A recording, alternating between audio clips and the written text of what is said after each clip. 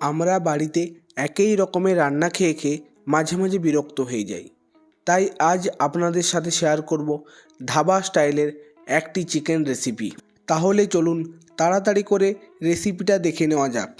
প্রথমে একটি কড়াই নিয়ে তাতে 30 ml সাদা তেল ও সঙ্গে লাগছে 1 চামচ ঘি।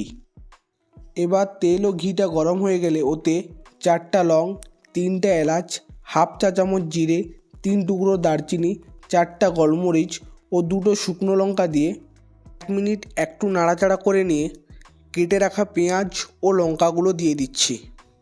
এখানে আমি 4টা মিডিয়াম সাইজের পেঁয়াজ ও 3টে কাঁচা লঙ্কা কেটে রেখেছিলাম।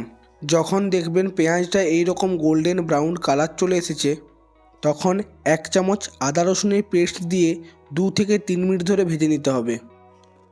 আদা রসুনের কাঁচা গন্ধটা চলে গেলে ধুয়ে রাখা চিকেনটা দিয়ে দেব। এখানে আমি 500 গ্রাম চিকেন নিয়েছি। ভাজা পেঁয়াজটার সাথে এইভাবে নাড়াচাড়া করে ভালো করে মিশিয়ে নিয়ে ওতে স্বাদ মতো লবণ দিয়ে লবণটা নাড়াচাড়া করে মিশিয়ে নিয়ে 6 থেকে 7 মিনিটের জন্য ঢাকা দিয়ে কুক করে নেব। কুক করার সময় অবশ্যই গ্যাসের ফ্লেমটা লো টু মিডিয়ামে রাখতে হবে।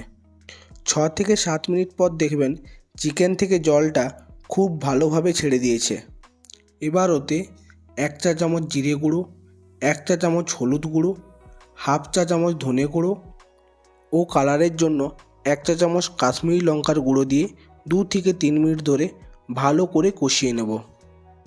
মশলার কাঁচা গন্ধটা চলে গেলে ওতে কেটে রাখা টমেটো দিয়ে ভালো করে নাড়াচাড়া করে মিশিয়ে নেব। এখানে আমি একটা মিডিয়াম সাইজের টমেটো নিয়েছি। এবার ওতে 1 চা চামচ চিকেন কারি মশলা দিয়ে মিশিয়ে নিয়ে গ্যাসের ফ্লেমটা লোতে রেখে 5 থেকে 6 মিনিটের জন্য ঢাকা দিয়ে কুক করে নেব। টমেটোর কাঁচা গন্ধটা চলে গেলে 2 থেকে 3 চামচ টক দই ভালো করে ফেটিয়ে নিয়ে দিয়ে দেব। দইটাকে এইভাবে মিশিয়ে নিয়ে আবার 4 থেকে 5 মিনিটের জন্য ঢাকা দিয়ে কুক করে নেব। তাহলে দই দেওয়ার কারণে চিকেন থেকে জলটা সম্পূর্ণভাবে ছেড়ে যাবে।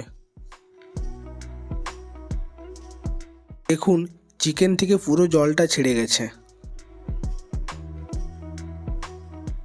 এবার কুচি করে রাখা ধনেপাতা ও সামান্য একটু গরম মশলা দিয়ে 1 থেকে 2 মিনিট ভালো করে এইভাবে নাড়াচাড়া করে মিশিয়ে নিয়ে নামিয়ে দিলেই আমাদের ধাবা স্টাইল চিকেন মশলা পরিবেশন করার জন্য সম্পূর্ণরূপে তৈরি।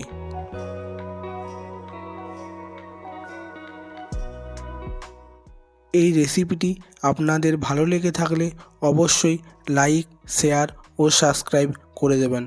ধন্যবাদ।